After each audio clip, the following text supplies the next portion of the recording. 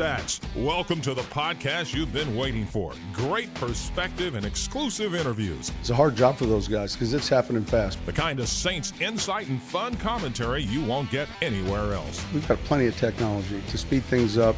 It's time to kick off your Been There, Done That Saints podcast, where we hand it off to our host, Mike Nabors, and Super Bowl winning linebacker, Scott Shanle. Proud of these guys. Oh, it's getting closer, Saints fans. You can see training camp. You can see it. You can see it. You can see it. It's getting oh so close. Welcome to another rendition of your Been There, Done That podcast. I am Mike Nabors. Our producer, Justin Thomas, is fired up, and so is Scott Shanle. You know what? We're going to bring them in just a second. But this show, we're going to have all-pro left tackle Terron Armstead about to enter his 7th season. So much insight from him about his injuries, about his great combine back in the day, about his first start against the Carolina Panthers, and really the toughest people he plays against, and great Drew Brees stories about their ping pong games they play, even in Terron Armstead's home. So a lot from Terron Armstead coming up. Justin Thomas, our producer, how are you, my friend? I'm doing really good. Good? You sound energized today. I am. Really pumped. I'll tell you who's energized is Scott Shanle. You know, we tape these podcasts earlier in the week, but Shanle just had a really tough week in Hawaii, and the time change kind of throws him off a little bit, so we wanted to have his body right for this podcast. So how's the body, Shanle, and how was Hawaii? Well, first of all, I'm getting back acclimated to the 5-hour difference in time zone because that was a real deal. That jet lag was real. Hawaii was unbelievable. It was I had been before, but you know, as a family, we decided instead of doing Honolulu and the busy touristy part of Hawaii, we were going to go to the Big Island in Kona. And it's much quieter, not as many tourists, but some of the most beautiful scenery. I mean, everything from volcanoes, walking on the old lava, to going and finding a couple of the best beaches I've ever been to. I could have stayed another week, but I had to get back because I didn't want to miss the podcast, Mike. Got to keep the streak alive. Remember, speaking of podcasts, Jari Evans told us a couple of weeks ago that the Pro Bowl should definitely be in Hawaii, not Orlando. I guess after being in Hawaii, you could agree. I mean, that must have been a crusher for the players to move to Orlando after thinking they're going to go to Hawaii for the Pro Bowl. You know, believe it or not, I thought about that when I was there. A couple days after being there, I thought of Jari's comment and thought, there's no doubt that going somewhere else besides Hawaii after you've been to Hawaii would be a tough pill to swallow for those Pro Bowl players because it's just unbelievable. I mean, the travel, it wears on your body. That's a long flight. But you pay a price to see things that are nice, right? And it's a beautiful place. Terron Armstead coming up in the On Deck Circle has a great story about his first start, a pivotal start for him back in December 2013. Great huddle story with Drew Brees. So much from Terron Armstead to get to. Now, let's talk about this offensive line, Scott. Pro Football Focus can get kind of crazy with the stats, but recently they ranked the best offensive lines in the NFL, and the Saints were 7th. I think a big part of that is Max Unger not being there anymore. I think if Max Unger was there, you could make a case they were the best offensive line in the NFL. I think Terron has some great insight into that battle for the starting center coming up. But you know, are the Saints better than 7th without Max Unger? Are they about 7? Is that right for this offensive line? You know, I think you're right on, Mike. If Max Unger was there, I would say they're the best offensive line in the NFL. And at times last year, they were so dominant that they were a big reason why the Saints got on that roll. I should say the past 2 years. But when you're missing a player like Max Unger, you kind of have to put him in that 7-ish, 5 to 8 category until they prove themselves. But they have been outstanding and a big reason why the Saints had so much success the last 2 years. Yeah, before the Saints, they had Eagles 1, then Cowboys, Steelers, Titans, Colts, Patriots, and then Saints. Before we get to Terron Armstead, and you're really going to enjoy this Saints fans, great perspective on not only his Saints career, but how he became a professional. Your thoughts on Terron Armstead? Boy, he's had a lot of injuries. You know, I was looking at his resume, and he's been such a great, addition, a homegrown guy for the Saints. You know, of course, they drafted him back in 2013. But if he didn't have the injuries, I think he'd have more than a few Pro Bowls by now. Without a doubt, he has been the guy that a lot of people mention. You think about during combine time when somebody runs a fast 40, they automatically bring up Terron Armstead's name because of the blazing 40 he ran. And it's just rare. That rare size and athletic ability is what every team in the NFL is looking for in pass blockers because of the type of athletes they have to pass block. So when you look at him, you're right. The injury bug has bitten him a lot. But outside of that, when he's healthy, in my opinion, and a lot of people's opinion, he's the best tackle in football. All right, without further ado, let's bring in our guest, born in the great state of Illinois and all SWAC performer at the University of Arkansas Pine Bluff, a third-round pick by the New Orleans Saints in 2013, 56 starts at left tackle, and a Pro Bowler. Ladies and gentlemen, we bring in the one and only Terron Armstead. Hello. Terron, let's talk about, I want to get the mindset of a player right now. Of course, you're a professional. You've been in the league a long time, but you see training camp on the horizon. Obviously as a veteran, maybe you approach training camp differently than when you're a young player, but is it you just savor these last couple weeks, or how does a player approach the last couple weeks before training camp? Just, preparation. Just try to dot all the I's, cross all the T's. And as far as your off-season preparation, if you felt there was some things you need to improve at technique-wise or maybe not even on the field, some areas you feel like you need to get stronger at or more mobile at, more flexible at, it's a great opportunity and a great time to do so. Because once you get into training camp, it's such a schedule that so many meetings, practice meetings, walkthroughs, meetings, you don't really have the time to do those meticulous things that you could really hone in on right now. When you look at this offensive line, it's incredible how good you guys were last season. Out of the 5 starters, you were either, in the Pro Bowl or you were second team for the Pro Bowl. But the one question mark entering the season, obviously Max Unger retired, and it looks like Nick Easton and Eric McCoy are going to battle for that position. I know you can't really tell much in off-season workouts because you guys aren't in full pads.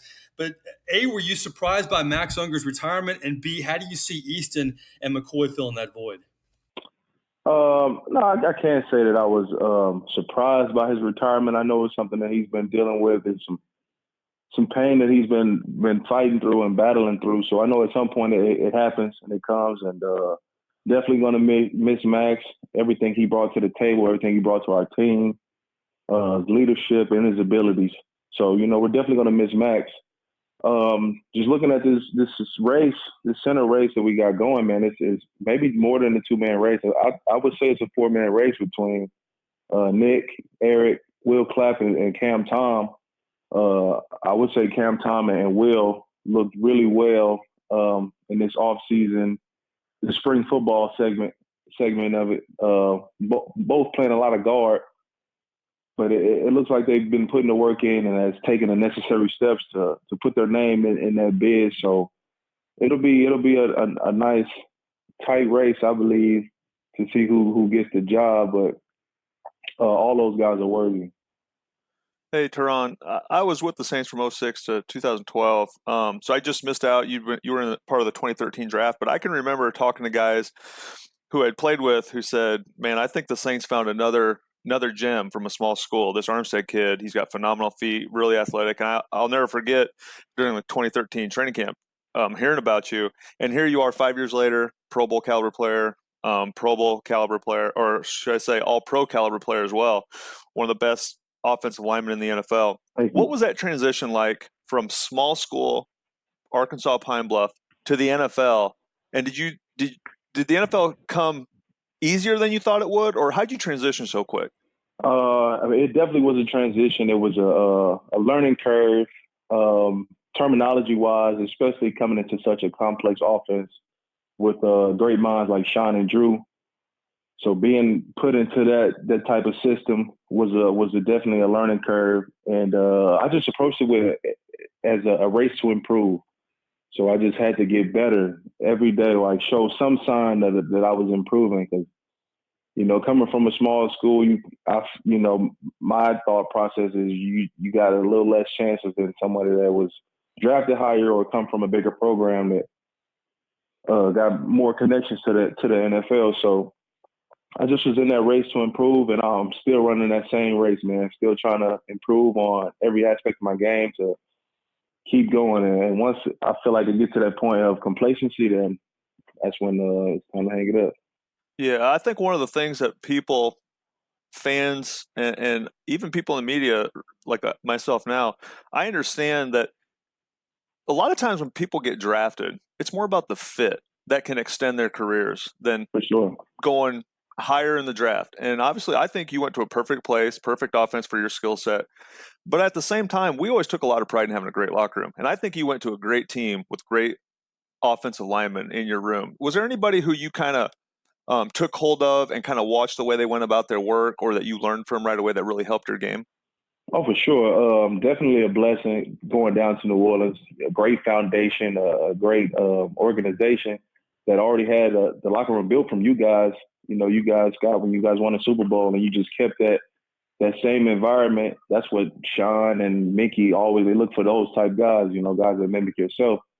So we've always had that. You know, we've had a couple of years, we've had some issues or whatever, but you know, that's normal in any family. You have some problems, but yeah, I fell into a great situation being with Jari Evans, Zach Street, Ben Grubbs, Goody, the center. So just having those veterans that just had so much experience, so much knowledge, have seen so much of the game and been through pretty much everything. And I just try to pick their brains, ask questions, watch them. You know, I watch them off the field, how they handle themselves in the training room and doing things in the community, just everything, not even just football. So, because it all plays a part into being a professional. So just having those great standards of role models and just model pros was a huge benefit for me. Terron, you know, a lot of players get labels, but your label is an exceptional one. You ran a 4.7140 at the combine, the fastest ever for an offensive lineman. I kind of have a two-part question. What could Terron Armstead run today if you trained and you ran a 40? And at the time, did you think, wow, I could be a first-round pick after this? Did you feel like I really helped myself here? Well, today, if I warm up well enough, I think I could still go under 4.8. Honestly, Nice. I feel pretty good right now. Pretty springy. Training out here in Dallas, I think I can still go. So the good thing I don't have to. So we'll never know. I'm not running another time 40. But I missed the second. What was the second part of the question? When you ran that 4.7 at the time, Okay. you're coming out of Arkansas Pine Bluff. You're really thinking, boy, I could be a first rounder here with this. I'm sure you got a lot of great feedback from all the NFL brass there. Yeah, I was just trying to bring attention to myself, really. You know, coming from the small school and just talking to my agent or some other guys that have been through similar situations. Just was trying to get attention to myself to get them to watch my film or to get a chance to bring me in and get to know me a little bit. So I played in the East-West Shrine game, and then the next week I played in the Senior Bowl, and then I had the Combine. So as much as I could do to present myself, to show that I was NFL ready, is all I was trying to do. I didn't really have too much take on draft projection. I had no idea where I was going to fall. You know, you mentioned Jari Evans. We had him on a couple of weeks ago, and some great stories about his career. And we asked him about, you know, Bloomsburg and how he ended up there. He said he was injured his senior year. You know, I look back at your high school career. You went from 6'2", 250 to 6'4", 300. But how did you end up at Arkansas Pine Bluff? How did so many colleges miss on Terron Armstead? It was a lack of knowledge, really, lack of preparation, and just learning how to be prepared to go to college or to be scouted, NCAA clearinghouse and all that stuff. Just a lack of knowledge of all those type things. So I ended up being a late qualifier. I didn't take the national state or the state test until after the national signing day. So a lot of teams' offers were gone by the time that I was actually cleared. So I could have went junior college or could have went a smaller school, which I ended up doing. I thought junior college was just for, like, you know, kids that had a rough time in high school or kids with bad grades or whatever. So it just was a lack of not knowing, because I maybe would have went to junior college, but definitely pleased and blessed the way that everything happened. Going down to Arkansas Pine Bluff, we had a great time. Ended up turning that program around for a while, winning games, winning a conference championship, the first one ever. So it was a great experience. Terron, I don't know if people understand. Mike brought up the 4.7 140. I don't know if people understand just how fast that is, especially carrying more weight. There's a lot of linebackers in the NFL that like to run a 4.7. I got to know, what other sports did you play in high school? I mean, because you're obviously a great athlete. You got great speed, can move. Did you do any other sports? I did track as well. I was the state champion in the shot put. Was ranked number 1 in the state in the discus as well, but I threw my first 3 throws out of bounds at the state meet. So ended up getting DQ from that, and I won the state championship in shot put. I also did track in college too. I was like an 11-time champion in college with the shot put, discus, hammer throw, and I finished 12th in the country my junior year at shot put at nationals, NCAA nationals. So I feel like I had a chance to win if I would have went back for my senior year of track. I think I could have won nationals, but I ended up leaving school to start training for the All-Star games and the combine. What about it, football-wise in high school? What positions did you play? When did you grow into being an offensive lineman, I should say? Did you play other positions? I was always heavy. I was like not tall, but I was always heavy. So, and my dad was my coach for the first few years of me playing football. And all the other coaches' kids would be running backs and quarterbacks. But he made me play on the line, which pissed me off. But it was he kind of helped me understand the importance of offensive line play. And I played defense mostly. That was like my favorite and my dream job. I thought I was going to be rushing the passer forever. So I did that all the way growing up in high school too. And then when I got to Arkansas Pine Bluff, they had some guys that were supposed to be committed to them that had fell off on the offensive line side. So first day they moved me to O-line, and I never put my hand in the dirt to rush the passer again.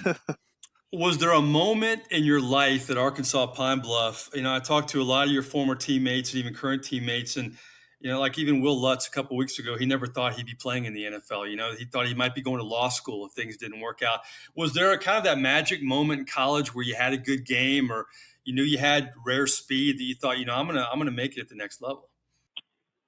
I mean, it just was always a dream of mine, and even at the time, when I say I want to play in the NFL, I had no idea what that meant or what it took to do so. And I just tried to do what I could to improve, to be the most consistent player, like not getting beat is just the best that I can be as a player. And scouts started to come in into Pine Bluff, and more than years prior, more and more scouts are coming in, a few at a time. So I'm like, this thing is becoming a real possibility. So I just went all in and tried to do everything I could to learn more about football schematically, learn how to speak the terminology of it, talk coverages, and all type of. I just tried to learn soak up as much knowledge as I can. So when them scouts come in and I sit down with them, they can see that I know the game and I know exactly what I'm talking about. I thought a pivotal moment in your career was your first start back in December of 2013. Charles Brown had his ups and downs, and that was a huge game for the Saints against the Panthers. I think many were wondering, can this rookie handle this game? And you more than handled it. How much of a confidence boost was that game against the Panthers, your first start back in 2013? Again, it was crazy. The division pretty much on the line. It's late in the year, and Carolina defense have been playing lights out. Had the pass rushers, Greg Hardy and Charles Johnson. And so I get in, and that was not any of my concern, man. Drew Brees was talking so fast in the huddle. I couldn't understand. I'm like, I get to the line. I'm asking Grubbs what's the play. And Ben getting frustrated. Was like, man, you got to listen. I'm like, man, Drew is speaking Chinese, man. I can't even understand him. So I just was trying to settle in. I think I gave up a sack in like the first quarter, and I probably went the wrong way on another play, maybe in the second quarter. And so just like towards the middle of the second quarter, I just started to catch my stride and get to going. And the third quarter starts, and it's like a typhoon. It's like storming like crazy. You Yeah. can barely even see. But man, by that time I was having so much fun, and we're rolling, and it's a dog fight all the way up into the end. Carolina ended up getting us at the very end, but just like I said, it was a race from that point to the next week to improve, and then from that week into the next one to improve, all the way into the playoffs.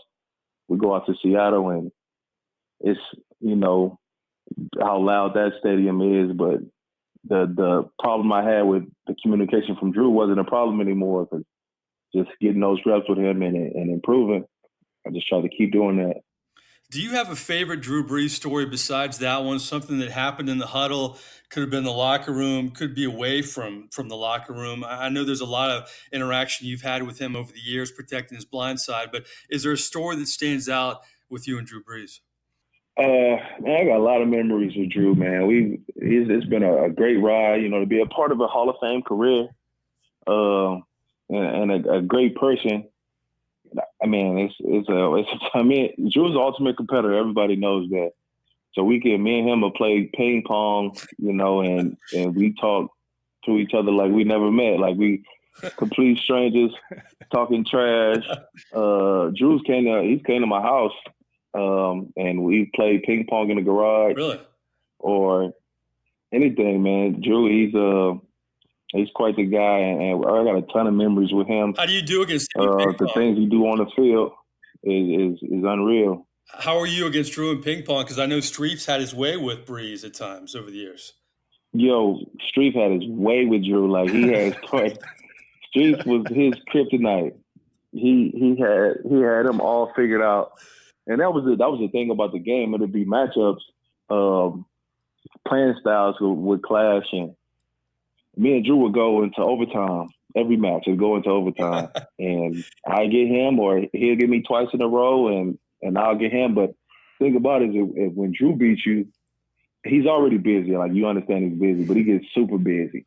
So, like, he don't get back on the table for a minute, and then it'll piss me off. But yeah, well, he says we haven't busy. played in a while, though. It's been a while since we played. He's busy, but he's probably finding some great Olympic ping pong player to teach him the ways of beating you guys. That's Drew. He's the most competitive person. That's the thing about him. Like, he probably got some elite at his house teaching. Exactly. He's the most competitive person I've ever seen. Obviously, I tell people all the time, greatest leader I've ever been around.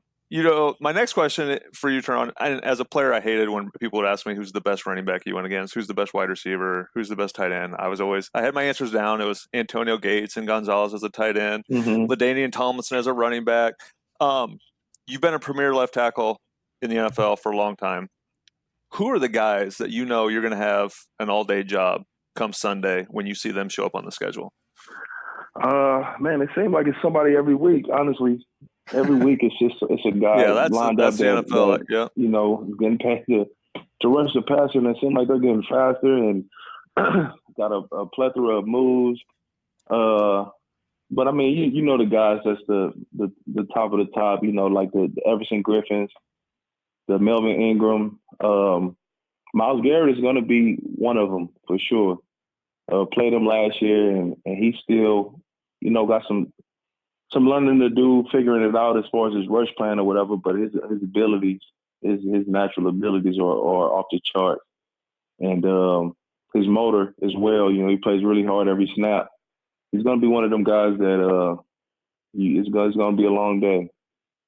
Yeah, and I think you've said it perfect. In the NFL, everybody's finding guys to protect the passer and rush the passer. So you could go on forever with the skill. But my just one follow-up and just more of a comment than a question is, I think people would be amazed if they came and watched a one-on-one pass rush drill with a tackle and a defensive end. People don't understand the strategy, how technically sound you are. Just like you said, the rush plan involved. It is a lot of strategy involved in the pass rush, both offensively and defensively. You guys have to set yourself up for bull rush. You have to set yourself up for counters. Sure. It's not all just about, hey, I'm going to block my guy and keep him off the quarterback. It's tough business. It's tough business, and it's moving so fast. We're going backwards. It's moving so fast, but it's like art though. When it works beautifully for the O line, it's artwork.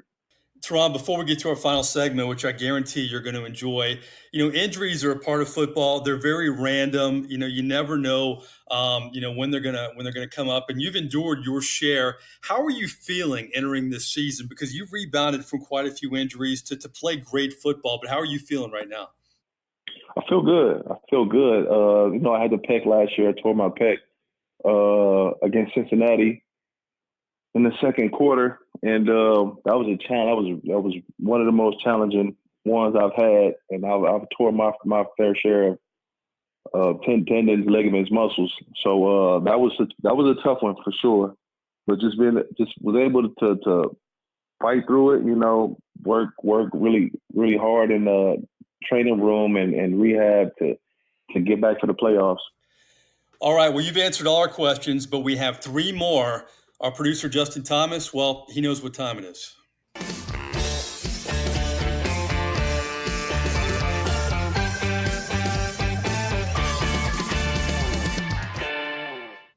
Terron Armstead's thinking, what have I gotten myself into? What is this music? What is this final segment here? It's called More Likely. It's more likely, three hypotheticals, and we always get entertaining answers here. Sometimes I have the questions written down, but then sometimes our guests give us an answer to something where I change it, and that's definitely the case this time around. My first question, you brought up Drew Brees and ping pong. We talked about your 4.7 40. You still think you could bring it if you trained for it.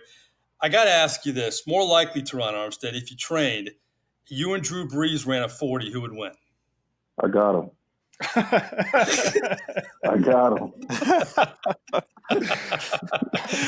Because we may have him on the next couple of weeks. I want to play to Drew Brees. This is Terron Armstead. Why are you confident that you could outrun him? I think I get a lot of more guys on the team than you would think, just off knowing how to run the 40 correctly. Like my starter be good enough to take the W. All right, we recorded that, so we'll replay that to number 9 down the road. All right, more likely number 2. We've asked this to some of your teammates. We always get interesting responses. If Terron Armstead is stranded on an island, which current or former teammate would you pick to be on that island with you? Now, Shanle brought up a good point a couple weeks ago. It could be a funny guy. It could be a creative guy who may save your life, somebody who can keep you entertained. But which Saints teammate, past or present, would have to be on that island if you're in that situation? You had to pick one. That's tough. I'll probably go Jari because we're both big guys and we're going to find a way to eat. So some animal is going to get jumped and we're going to find a way to eat. I knew you'd stick with the offensive lineman. All right, our final question, and this is actually tougher on linemen because of your number, opposed to the skill guys a little bit. But you are number 72, Terron Armstead. All right, if you could have 72 of anything in this world, what would it be? It's kind of good that you have a high number because you can have a lot of a great thing. But if you could pick 72 of anything in this world, what would it be? I don't want to say like $72 billion because that'd be like. That's a good answer, though. I don't know. I'll take $72 billion. Let me think. Probably I'll go $72 billion. Let's do that. Hey, man, that's a good answer. Nothing wrong with that. I'm sure you'd be generous with that. You give us a little bit, right? For sure. Okay. Yeah, sure, for sure. Right. A lot of people will be doing well. Why is it the offensive linemen are such good interviews? Because every time we ask these more likely to offensive linemen, it's just like rapid fire. Why are offensive linemen so good when it comes to interviews? We're cerebral guys. We're thinkers, and a lot of the answers, a lot of our existence isn't about ourselves. So. We get asked about a lot of our peers and players, and we always want to see those guys succeed. So it's pretty easy to just run off talking about my teammates. My last question, and we'll let you go. I know you guys are tired about what happened in the NFC Championship game the year before in Minnesota, but is that going to strengthen this football team, or are you stronger because you've kind of been through a similar situation? How do you think this team is going to approach this season based on the way the last 2 seasons have ended? Saints got robbed. But no, we're gonna fight fight, the same way we have. We're going to respond. We have to. We have to. If we don't, if we feel sorry for ourselves, we'll be terrible, and there'll be a whole lot of turnover the year after. So I don't think we're built like that, though. We're built to handle adversity, and we've done it before. And then this year is just about finishing the job. We got to take it one step at a time. Start with training camp and compete against each other to the highest level. And then whoever else wears a different color jersey, they gotta know who we are. They gotta know who the Saints. They gotta know they just dealt with the Saints. So regardless of what time they buzz pull off, they gotta know that they just dealt with the Saints. That's a great answer. Well, listen, we covered the gamut from track and field to Arkansas Pine Bluff to ping pong, and I can't wait to play that for Drew Brees about the 40 time. But Terron Armstead, you guys spread the word in the Space locker room that this is a fun podcast, and we really enjoyed it. I know football season is getting close. Your time is precious, but thanks so much for joining us. No problem. Thanks for having me. Thanks, Terron. That's good stuff from Terron Armstead. What I've always noticed about him, Scott, even when he came into the league, he's always seemed mature beyond his years. You don't get that from a lot of players, but I think that's been kind of a hallmark of the locker room in the Peyton era. You get guys like Terron Armstead who kind of know the deal when they enter the NFL. Yeah, it's one of those things that it's a big change. When you talk about some of the things that we covered, Terron, I'm impressed with him so much because of, he didn't go to a big time D1 college. He was a mid-round draft pick, and now here he sits. But I think his maturity is the reason why he succeeded at every level. Okay, the question is when we have Brees, hopefully in a couple weeks, and I will say this, we promised you a lot of current players a couple weeks ago, and we've had them. We had Cam Jordan on, we had Will Lutz, and we had Terron Armstead. We're going to effort a few more, but we feel really good about potentially getting Drew Brees and Sean Payton in the coming months. But when we get Brees on, I can't wait to play for him the Armstead. I'm going to beat you in the 40 because Drew's going to go all crazy with that. That could be interesting. What I'm scared of, Mike, though, is Drew hearing that and then lining up a 40-yard dash first day of training camp with Armstead. They both pull their hamstrings and the season's blown. So we can't let the most competitive man in the world get too competitive with that. Oh my God! Before we go and get into our final segment, I always like the story, and we may save this for another day. But so many stories about Brees. We're going to save that for further podcasts. You've told me so many great stories about Brees, not only ping pong with Street, but just battles with backup quarterbacks. It just goes on and on. You could be a whole book about Drew Brees and his competitive nature for sure. But before we go, Justin, it's time for a little lanyard.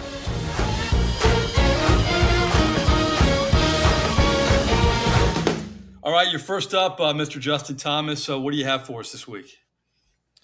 Well, Scott wasn't the only one who had a nice vacation last week. With July 4th being Thursday, my wife and I took off Friday, and we went to Bryce Canyon, which is about 3.5 hours away from us. Nice. And it was beautiful. It's probably one of the most unique rock formations I've ever seen. It was great. Get away. We did 2 nights camping, 3 days total, and it was really nice. Just what I needed. That's good stuff. I feel kind of, I've been here in Tampa hanging out while you guys are having all the fun. I got to step up my game in the next couple of weeks. Shanle, what do you have for us, lanyap wise?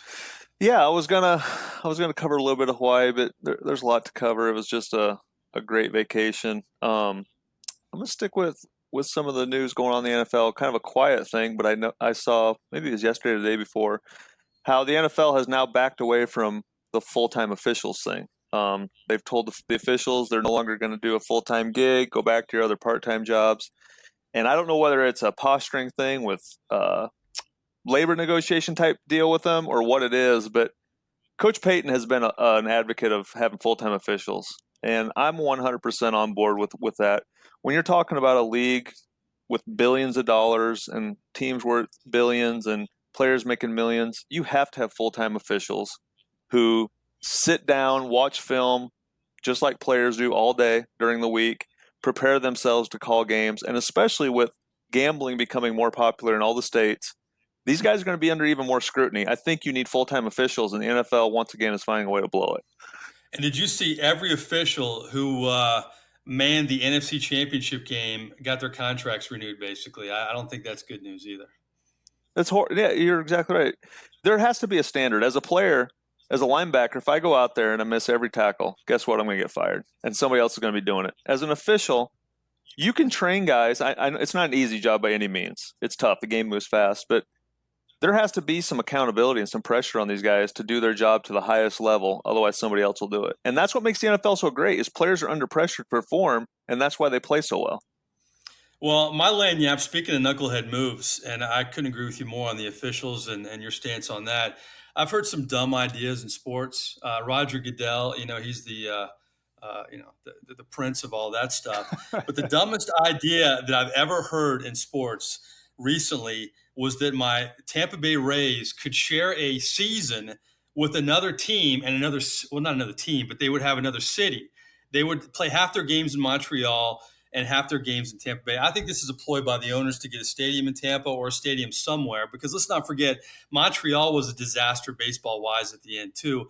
But have you ever heard a more ignorant idea than a team playing in two different cities? Now, it's great if you're an owner. I mean, you get two stadiums, you get two TV contracts, you get a lot of revenue. But, you could have a baseball team, you get all excited about them in the first half, and the second half they're playing their games in another city, and then maybe you lose the playoff games. I mean, as a player, can you imagine being in that scenario, Shanle? It's horrible. It's absolutely awful idea. And you're just like you said, just think, you get to cheer for somebody for half the year, and then you wave bye-bye to them while they go. It's almost like, I don't know. I don't know how to correlate it, because I couldn't imagine being a fan and saying, okay, we had our time with them. Now here, you take them and you get to share them. It's almost like you always use the significant other analogy. Let's say I took a girl to the prom, and then the second half of my senior year, she's going to date somebody else. Yeah. I think it's a ploy. If this is ever a trend in sports, I'd be very disappointed. I give the owners of the Rays a lot of credit for maybe trying to kick the Tampa Bay area in the ass a little bit with the stadium, because Lord knows they haven't shown up, and you can't blame the owners for that. But please, let's not make this a trend in professional sports. Well, I'd like to thank Terron Armstead. It's a sensitive time when you're an NFL player a couple weeks before training camp, and for him to take the time to join us, we really appreciate it. For Justin Thomas, our esteemed producer, for making everything work, I appreciate it. And Scott Shanle, I haven't seen you, but I'm sure you have a great tan right now. I appreciate you too. Oh, yeah, absolutely. Mr. Hawaiian Tropic coming soon after that tan. Going to post that on Twitter or something for us. You can catch us on all the platforms: iTunes, Podbean, Stitcher, Spotify, Google+. For Shanle, for Justin Thomas, for Terron Armstead, I'm Mike Nabors. We will talk to you again next week. Tell all your Saints friends this is the best podcast around. We'll talk soon.